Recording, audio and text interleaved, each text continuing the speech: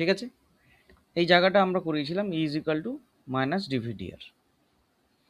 এটার মানে হচ্ছে যে আমার কাছে এদিকে যদি ইলেকট্রিক ফিল্ড থাকে, তাহলে যত আমি এদিক থেকে এদিকে যাব, পোটেনশিয়ালটা আস্তে আস্তে ড্রপ ডাউন করবে। যত উল্টো দিকে আসবো পোটেনশিয়ালটা বেড়ে যাবে। এটাকে বলছি আমরা গ্রেডিয়েন্ট, তাই তো? পোটেনশিয়াল গ্রেডিয়েন্ট যেটা, সেটাই হচ্ছে বেসিক্যালি ইলেকট্রিক ফিল্ডের সঙ্গে connected through a negative side. Negative সাইডের মিনিংটা হচ্ছে ওইটা। এখন প্রশ্ন হচ্ছে যে এখন একটা পয়েন্ট চার্জের জন্য আমি পোটেনশিয়াল ক্যালকুলেট করা শিখিয়েছিলাম, 1/4πε0 Q/R। এখন কথা হচ্ছে যে এটাকে আমরা এক কথায় বলছি মনোপল।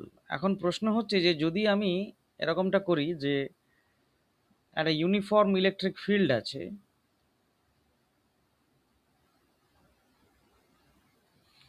তার মধ্যে একটা ডাইপোলকে রাখলাম, minus q and plus Q.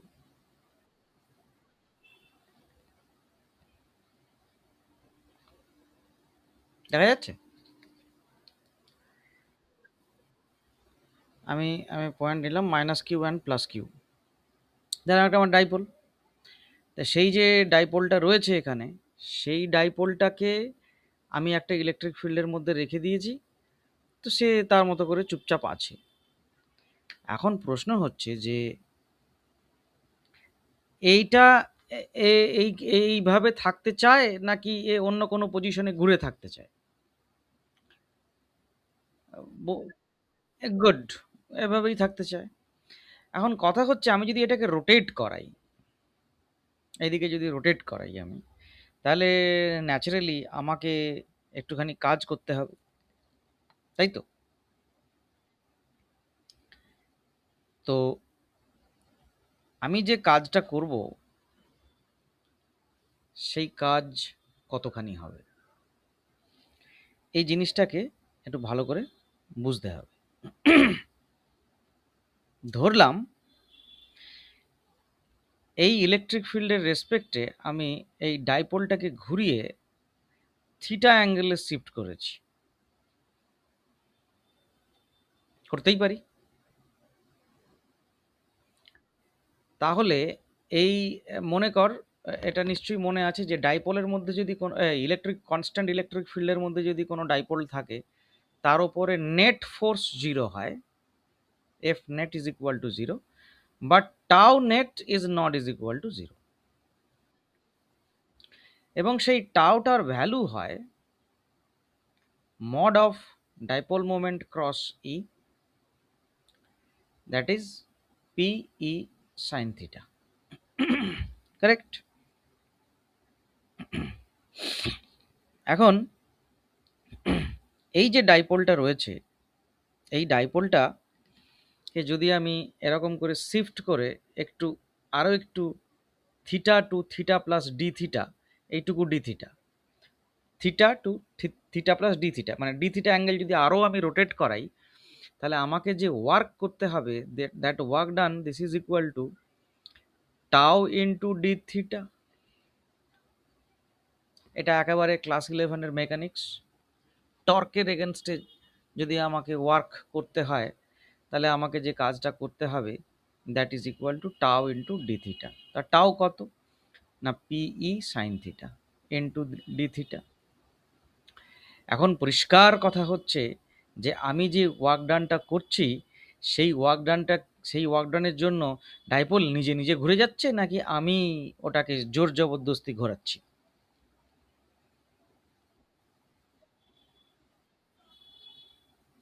আমি জোর জবরদস্তি ঘোরাচ্ছি, ঠিক? তাহলে আমার কাছে যে পোটেনশিয়াল এনার্জি চেঞ্জটা হবে, সেই পোটেনশিয়াল এনার্জি চেঞ্জটা তা ন্যাচারালি পজিটিভই হবে, তাই না? কারণ আমিই তো ওয়ার্ক করছি, ও তো নিজে নিজে ঘুরতেই চায় না, আমি জোর জবরদস্তি করে ঘোরাচ্ছি। তাহলে যে পোটেনশিয়াল এনার্জি ইনক্রিজ হবে, that is equal to PE sine theta into D theta from some theta one to some theta two, কোনো একটা অ্যাঙ্গেল, সাপোজ এটা থিটা ওয়ান থেকে আমি সাপোজ এইটা থিটা টু, এইটুকু এখান থেকে আমি এইখানে নিয়ে এলাম। তাহলে আমাকে যে ওয়ার্ক করতে হবে সেটা এটা। তো that is what, that is equal to P E sine থিটার ইন্টিগ্রেশন হচ্ছে minus cos theta from θ1 to θ2, and that is minus PE cos θ2 minus cos θ1, that is PE cos θ1 minus cos θ2। এটা নিয়ে কোনো প্রশ্ন?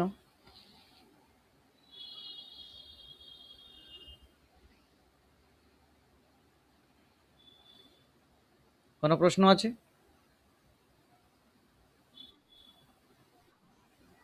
ওকে, এখন প্রশ্ন হচ্ছে যে আমার কাছে যে ওয়ার্ক ডানটা হবে সেই ওয়ার্ক ডানটা তাহলে আমি কত পেলাম, যে ডি ইউ যেটা কিনা চেঞ্জ ইন পোটেনশিয়াল এনার্জি, সেটাকে আমি এরকম বলতেই পারি potential energy at position θ2 minus potential energy at position θ1, and this is equal to what? PE cos θ1 minus cos θ2, right?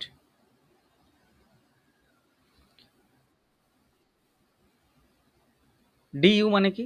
Change in potential energy, that is equal two what? Potential energy কত হলো minus potential energy কত ছিল।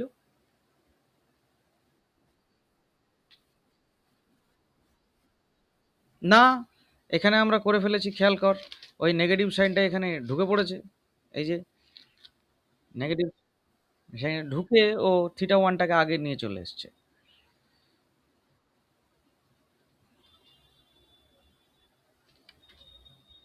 এটা θ2 minus θ1, ঠিকই বলেছিস, কিন্তু negative sign ছিল একটা। তো এইটা তো হলো। এবার কথা হচ্ছে যে এই পর্যন্ত তো ঠিক আছে, আমরা সিলেক্ট করলাম যে এই যে ইনিশিয়াল পজিশন, আমরা চয়েস নিলাম θ1 ইজ ইকুয়াল টু 90 ডিগ্রি, যেটা আমরা চয়েস নিলাম, নিলে তো থিওরিটিক্যালি কেউ আটকাতে পারবে না আমাকে। তাহলে চেঞ্জ ইন পোটেনশিয়াল যেটা DU, this is equal to minus PE cos θ2, কারণ cos 90 0, cos 90 0, তাহলে রেজাল্ট কত হলো মাইনাস পিই cos θ2। আমরা এই θ2টাকে থিটা দিয়ে লিখলাম মাইনাস পিই cos θ, যেখানে আমরা ধরে নিলাম ইনিশিয়াল পজিশন যেটা, সেটা হচ্ছে θ1 ইজ ইকুয়াল টু 90 ডিগ্রি, আর ফাইনালি যেটা দাঁড়ালো দ্যাট ইজ থিটা। এই যে থিটাটা কার রেসপেক্টে? Definitely with respect to electric field, এইটা থিটা। একদমই, এটা একদম ঠিক যে ইলেকট্রিক ফিল্ডের রেসপেক্টেই থিটা। কিন্তু ইনিশিয়াল পজিশনটা আমরা কোনটাকে নিলাম? ধরে নিলাম ডাইপোলটা এরকম আছে, 90 ডিগ্রিতে আছে, সেইটাকে আমরা ইনিশিয়াল পজিশন নিলাম, আর এই থিটাটাকে এরকম নিলাম। এখন হ্যাঁ, বল বল।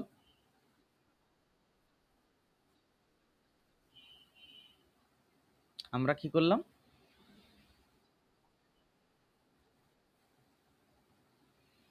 না, আমরাই করলাম। আমি তো বলেছি ইনিশিয়াল পজিশনটা 90 ডিগ্রি আমি চুজ করেছি। আমি কাজ করেছি এটা ধরেই তো এই ক্যালকুলেশনটা করলাম। আমি তো থিটা একটা এক্সাম্পল দিলাম, সেই থিটাটা তো এদিকেও হতে পারে।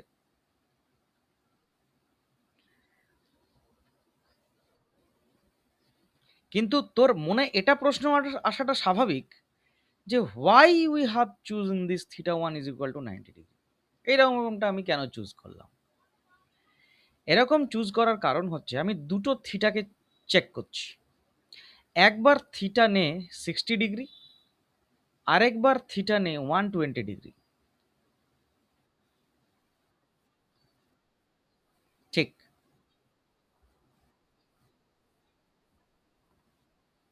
কারেক্ট। তাহলে এবার আমরা দেখি DU for theta is equal to 60 degree কত দাঁড়াচ্ছে? Minus PE cos 60 is half, so P by 2। আরেকবার থিটা কত দাঁড়াচ্ছে? Theta is equal to 120 degree কত দাঁড়াচ্ছে? Minus minus plus P by 2। বুঝে গেছিস?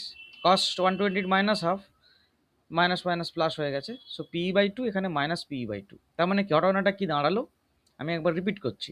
ঘটনাটা এরকম ছিল যে এটা ইলেকট্রিক ফিল্ড ছিল, আমি ডাইপোলটাকে এইভাবে সেট করেছি, ওরিয়েন্ট করেছি, দিস ইজ 90 ডিগ্রি। আমি বলেছি একবার এখান থেকে 60 ডিগ্রি হয়েছে, তার মানে এটা হলো 60। আরেকবার এখান থেকে 120 ডিগ্রি হয়েছে, মানে এইটা হচ্ছে গিয়ে 120 ডিগ্রি। এটাই বলতে চেয়েছি আমি। এবং সেখানে আমি ক্যালকুলেট করে দেখালাম যে আমার আমার কাছে যে পোটেনশিয়াল এনার্জিটা হলো, for 60 degree this is negative, and for 120 degree this is positive. তার মানে আমি বলতে পারি, এটা তো কমন সেন্স, যে যদি ডাইপোলটা এরকম থাকে, তুই যদি ছেড়ে দিস না, ও এমনি এমনি হয়ে যাবে এরকম। That's why with respect to this orientation, as dipole moves clockwise direction, its potential energy drops down. As it moves in the anti-clockwise direction, its potential energy increases with respect to that 90 degree. সেই জন্য আমরা basically 90 ডিগ্রিটাকেই একটা reference নিয়ে নিলাম।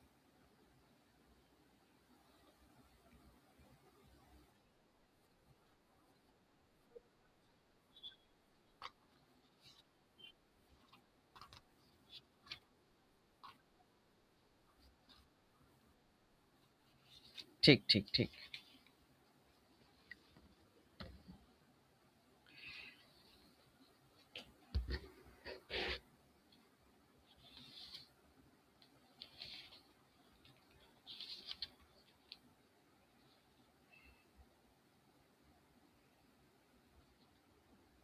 আচ্ছা, তাহলে এই যে দুটো জায়গা যেটা আমার বাকি ছিল সেটা আমি বলে নিলাম। আরেকটা কথা আমার যেটা বলার ছিল, সেটা হচ্ছে যে কোনো একটা কন্ডাক্টর, এটা আগের দিন আমি বলেছিলাম, রিপিট করেছিলাম, কোনো একটা কন্ডাক্টর যদি হয়, সেই কন্ডাক্টরের অ্যারাউন্ডে ইলেকট্রিক ফিল্ড কেমন হবে, এটা একটা কোশ্চেন। কন্ডাক্টরের অ্যারাউন্ডে যে ইলেকট্রিক ফিল্ড হবে, সেটা বোঝার জন্য very close to the conductor, at the vicinity, we have chosen a very small cylinder. যদি আমরা এরকম একটা সিলিন্ডার ধরে নিই, এটা কিন্তু কন্ডাক্টর, হ্যাঁ, এটা হচ্ছে এর অ্যারাউন্ডে একটা ছোট্ট আমি সিলিন্ডার ধরলাম, যেটার একটা টেকনিক্যাল নাম আছে, এটাকে বলে গাউজিয়ান পিল বক্স। এটা একটা টেকনিক্যাল নাম, গাউজিয়ান পিল বক্স, মানে সবাই বুঝেই নেয় একটা ভীষণ ছোট্ট একটা সিলিন্ডার, যার মাঝামাঝি ওই কন্ডাক্টর সারফেসটা পাস করে গেছে, এবং এটা একটা গাউজিয়ান সারফেস। এখন electric field is always normal to the surface of the conductor. কেন? এটা আগের দিন আমি বলেছি, যদি আমার কাছে কন্ডাক্টরের এই যে অ্যাঙ্গেল করে থাকে, তাহলে তার একটা ট্যানজেনশিয়াল কম্পোনেন্ট থাকে, মনে পড়েছে? এই যদি ট্যানজেনশিয়াল কম্পোনেন্ট থাকে, তাহলে চার্জগুলো দৌড়বে, সেখানে ইলেকট্রোস্ট্যাটিক কন্ডিশনটা ব্রেক করবে। তো সেটা যদি না থাকে, তার মানে ট্যানজেনশিয়াল কম্পোনেন্ট নেই, তার মানে এই পয়েন্ট আর এই পয়েন্টের মধ্যে বেসিক্যালি কোনো পোটেনশিয়াল ডিফারেন্স নেই, and the surface of the conductor is equipotential, right? এটা আমি আগের দিন করেছি, and that's why only one option left is electric field is perpendicular to the conductor. এখন এই অবধি তো ঠিক ছিল। তা আমি যদি ধরে নিই যে এই জায়গার উপরে একটা ইলেকট্রিক ফিল্ড এরকম করে রয়েছে normally, and electric field inside the conductor is zero, এটাও আমি আগের দিন বলেছি। Electric field inside the conductor is zero, electric field outside the conductor, what ever be it's value, it is perpendicular to the surface. আমি যদি ধরে নিই এই কন্ডাক্টরের এইটুকু ছোট্ট সারফেসে সিগমা চার্জ ডেন্সিটি রয়েছে, আর এই গাউসিয়ান পিল বক্সের এরিয়া হচ্ছে ডেল্টা এস, তাহলে একমাত্র ফ্লাক্স যেটা তৈরি হবে, খেয়াল কর, এই গাউসিয়ান পিল বক্সটার মাঝামাঝি কন্ডাক্টর সারফেস চলে গেছে, আর এখানকার ইলেকট্রিক ফিল্ডগুলো এরকম, ভেতরে কিচ্ছু নেই, তাহলে এখানে যে ফ্লাক্সটা তৈরি হবে, that is E into delta S, ঠিক কিনা?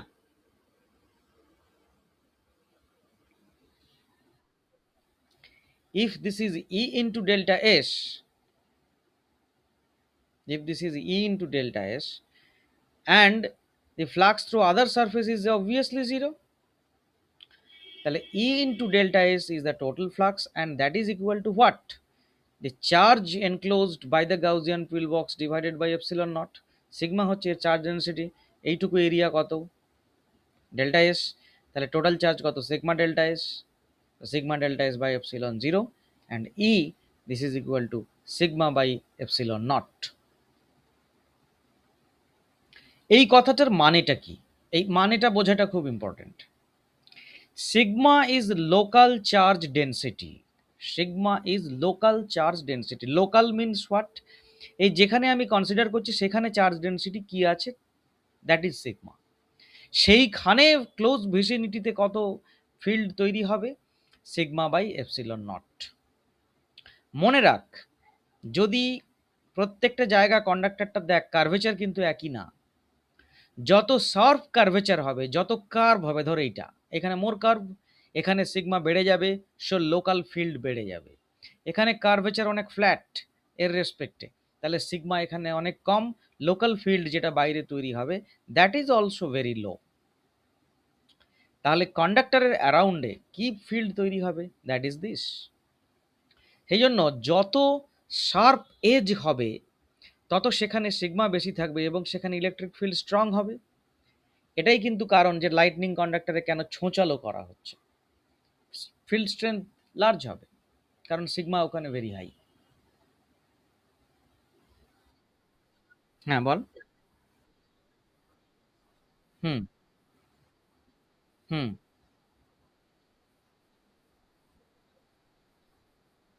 Definitely, yes it is 100%। জল পড়ে বলে আমরা ছাতা নিয়ে হাঁটি, but there is a high probability যে ওই ছাতাটাই কিন্তু দুর্ঘটনার কারণ হয়ে হয়ে গেল। একদমই ঠিক ভেবেছি। ডেফিনেটলি ডেফিনেটলি এ হাই প্রবাবিলিটি রয়েছে। একদমই তাই। তো এইটা হচ্ছে আমার পয়েন্ট। এই পোর্শনটা বাকি ছিল। এবার আমি একটা ছোট্ট জিনিস বলছি, যেটাকে আমরা বলছি ইলেকট্রিক কেজ। ধর কেজিং, কেজিং মানে ব্যাপারটা কি? সিম্পল ব্যাপার একদম। ভেবে দেখ যে আমার কাছে একটা কন্ডাক্টর আছে, আমার কাছে একটা কন্ডাক্টর আছে। হ্যাঁ বল বল। হুম। না ডট, ই ডট ডিএস।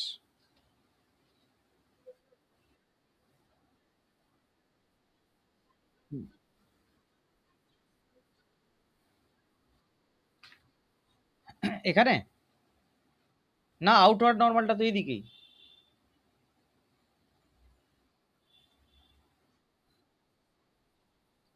হ্যাঁ হ্যাঁ হ্যাঁ হ্যাঁ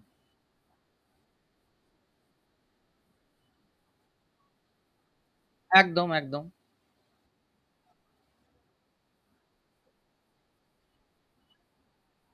হুম।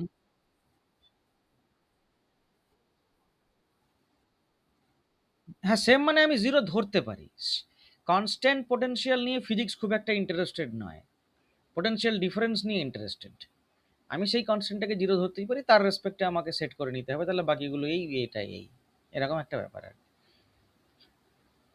কনস্ট্যান্টটাকে জিরো ধরা যেতেই পারে, কিন্তু সেটা জিরো ধরে আমার সুবিধে না অসুবিধে সেটা আগে দেখে নিতে হবে, এবং তার অ্যারাউন্ডে আমাকে পোটেনশিয়ালগুলোকে সেইভাবে অ্যাডজাস্ট করে নিতে হবে। ধর এখানটা পোটেনশিয়াল 10, এখানটা পোটেনশিয়াল 5, এখানটা ভেতরটাও 5, তাহলে আমি এটাকে যদি জিরো ধরি তাহলে এটা কিন্তু 5 হবে, তাই না? হ্যাঁ আমি জিরো ধরতেই পারি, তাহলে এটাকে আমাকে 5 সেট করতে হবে। নাও হতে পারে, হ্যাঁ হ্যাঁ হ্যাঁ, আমি ইনফিনিটিতে পোটেনশিয়াল জিরো ধরে রাখলাম, তাহলে তো এখানে ডেফিনেটলি জিরো নয়, সেখানে তো।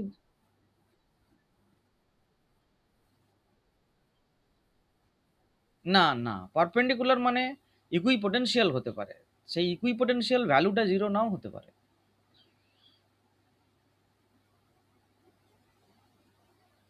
একটা জিনিস কনস্ট্যান্ট, সেটা আমি জিরো কেন ধরবো?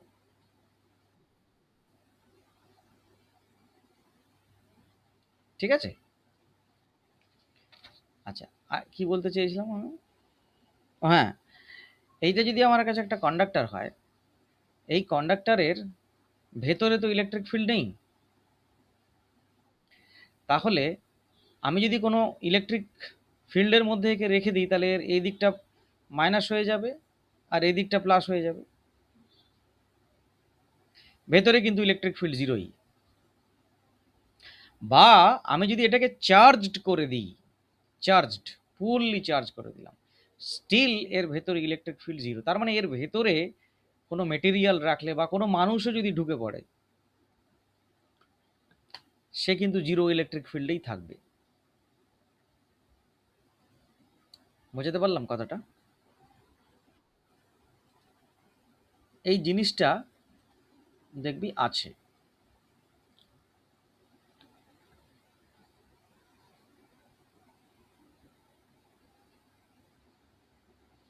বইতে। না না না, এ মানে ভ্যাকিউম ভেতরে তুই যেভাবে রাখতে পারিস সেটা নিয়ে পয়েন্ট নয়।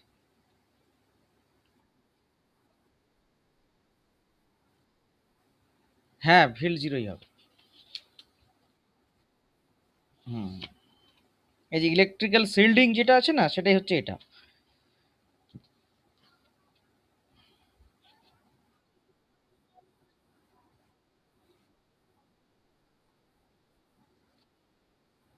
হুম, হুম, হুম, হুম।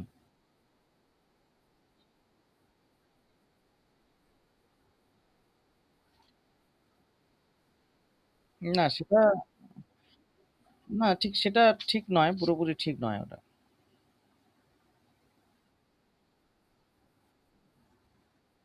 না না না, তা না। আচ্ছা, একটা কোশ্চেন একবার এনসিআরটিতে এসেছিল, আমি এই কোশ্চেনটা করে দিই কারণ এটা আইডিয়া পাবি না, হয়তো এসএল অরোরাতে থাকবে। কোশ্চেনটা শোন, বলছে যে এ হলো charged conductor has a tiny hole cut into the surface. একটা হলো চার্জ কন্ডাক্টর, এটা কিন্তু হলো, একেবারে হলো, চার্জড। এইখান থেকে একটা ছোট্ট হোল কেটে নিয়েছে, এইটুকু জায়গায় নেই, উপড়ে নিয়েছে ধরে নে। So that electric field in the hole is sigma by two epsilon not. এইটুকু জায়গায় যেটা থাকবে, যে যে ফিল্ডটা এখানে তৈরি হবে, that is sigma by two epsilon naught N cap. N ক্যাপটা কি না, এই জায়গায় থেকে আউটওয়ার্ড নর্মাল। ঠিক আছে? আর সিগমা হচ্ছে surface charge density near the hole, এই সমস্ত জায়গায় যে সারফেস চার্জ ডেন্সিটি আছে, দ্যাট ইজ সিগমা। তাহলে প্রশ্নটা বোঝা গেল। আমার কাছে একটা মেটাল হলো সেল আছে, তার নির্দিষ্ট কোনো শেপ নেই, আমি তার ভেতর থেকে একটা ছোট্ট পোর্শন কেটে উপড়ে ফেলেছি। সেই জিনিসটা যে উপড়ে ফেলার পরে আমার কাছে ছোট্ট যে হোলটা তৈরি হলো, বলছে ওর অ্যারাউন্ডে যে ফিল্ডটা তৈরি হবে, that is sigma by two epsilon not outward, বাইরের দিকে। সেই জন্য এন ক্যাপ হচ্ছে এই দিকের outward normal, and sigma is what, এই হোলটার অ্যারাউন্ডে যে চার্জ ডেন্সিটিটা রয়েছে, দ্যাট ইজ সিগমা। কোশ্চেনটা বোঝা গেছে? ওকে। এখন প্রশ্নটা হচ্ছে যে আমি প্রথমে ধরে নিলাম যে এই জায়গাটায় না, এটা উপড়ে ফেলিনি, এরকম একটা জিনিস সত্যি সত্যি এক্সিস্ট করছে, সেটা আমি করতেই পারি।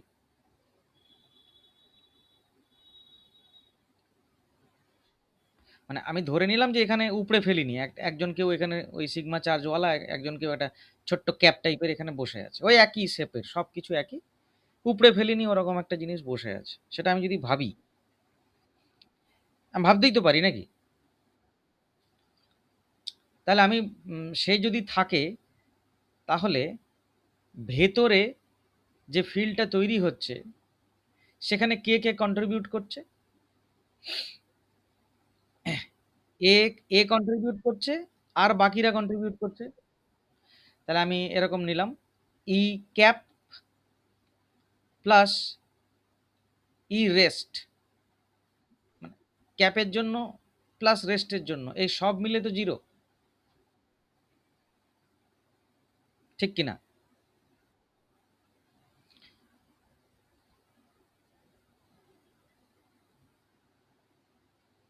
আচ্ছা,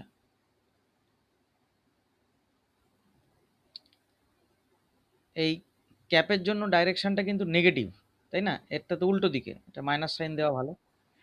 তার মানে একটা জিনিস আমি বুঝে গেলাম, E rest is equal to E cap by value, এরা সেম।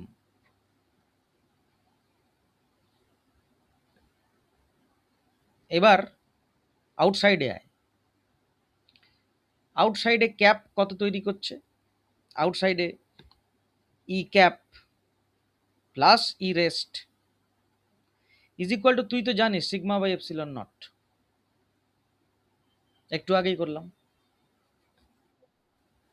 কারণ field around the conductor is sigma by epsilon not. তাই এখানে তো আবার তুই জেনে গেছিস দুজনেই সমান। তাহলে ই রেস্ট কত? Twice E rest, this is equal to sigma by epsilon naught. E rest কত? Sigma by two epsilon naught. তার মানে এই হোলটা না থাকলে বাকিরা sigma by two epsilon naught বানায়, আর ক্যাপ থাকলে সে নিজেও সিগমা বাই টু এপসিলন নটই বানায়। দুজনে মিলে actually sigma by epsilon naught বানায়। বুঝতে পেরেছিস? ইন্টারেস্টিং না এটা?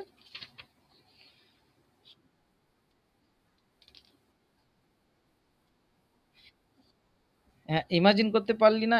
এটাকে এইভাবে ভাব যে এইরা কি, এদেরও তো চার্জ আছে, আচ্ছা এরা কি চুপচাপ বসে থাকবে?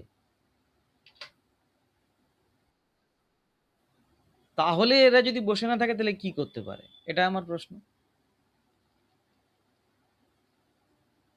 ব্যাপারটা হচ্ছে কি, এই ভেতরে জিরো মানে আলটিমেটলি ও যা করবে বাকিরা তাকেই ক্যান্সেল করবে।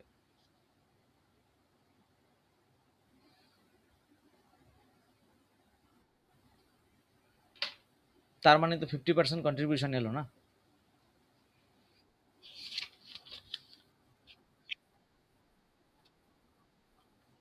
হুম।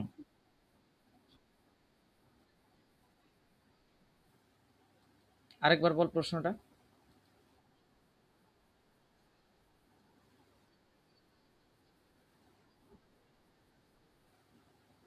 হুম।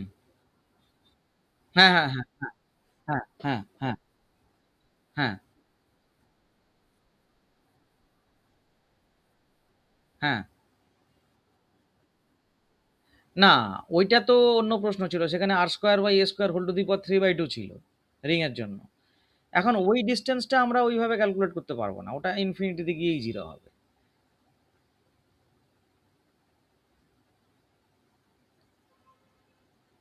ওটা তো জিরো হওয়ার কোনো চান্স নেই, তাই না?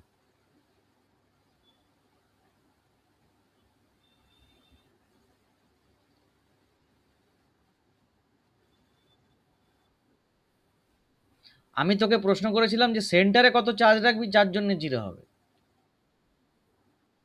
হ্যাঁ, সেটা তো অন্য প্রশ্ন। ওটার সঙ্গে গোলালে হবে না।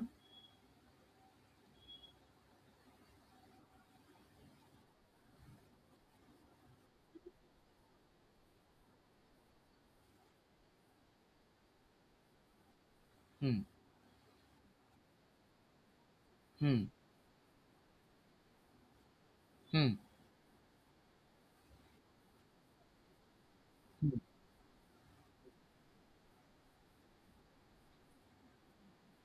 হ্যাঁ।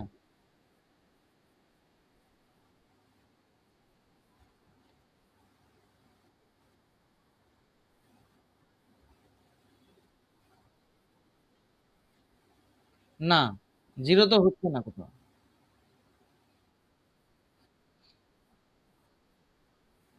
না, হচ্ছে না তো, কোনোভাবেই হবে না।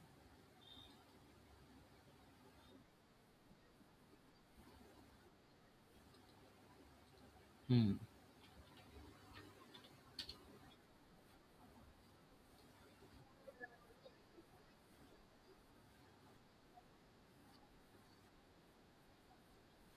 হুম।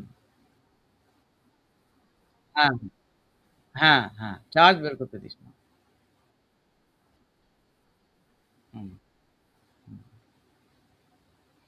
ঠিক আছে, তুই পড়। আজকে এই অবধি থাক। তুই কালকে যদি চলে আসতে চাস চলে আসতে পারিস সকালে। আচ্ছা ঠিক আছে, তুই পড়, রাত্রেবেলা আমি তোকে ফোন করছি, ঠিক আছে?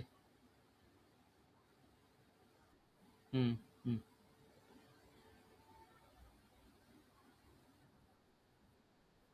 একদম একদম একদম একদম একদম। হুম, তুই পড়ে নে, যদি দরকার হলে ডাউট হলে আবার রাত্রিবেলা কথা বলে নিচ্ছি আমি। পড়ে নে, এখনই পড়ে নে।